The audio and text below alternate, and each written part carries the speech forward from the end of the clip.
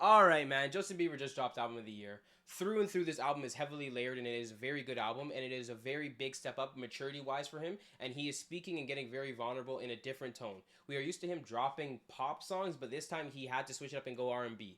He did debut #1 on the R&B charts, and that is a first for the Biebs. So he went 16 for 16. Every single song off of this album debuted on the Billboard Hot 100 chart. Daisies was the highest charting song out of the 16, being his hit off the album. My personal favorite is Walk Away. But it should have been #1. We know what's up with Alex Warren and everything that's going on with all the numbers and stuff like that.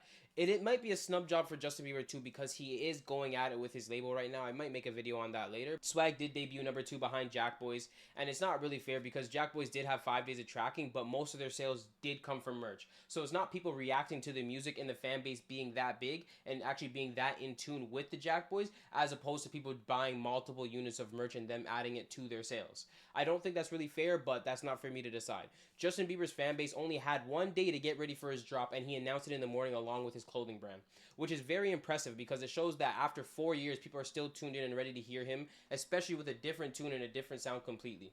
Now, Justin Bieber joined Elite Company by tying Janet Jackson for 10th all-time top 10 hits on the Billboard charts. That is insane. That's two Canadian artists now that we have for sure in the top 10.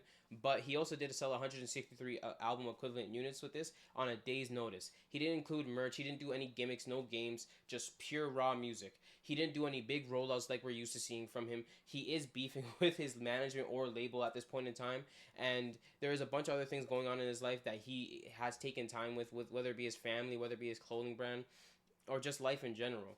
So for him to drop a surprise album like this and to do this well is insane. So congrats to Justin Bieber on having album of the year up until this point.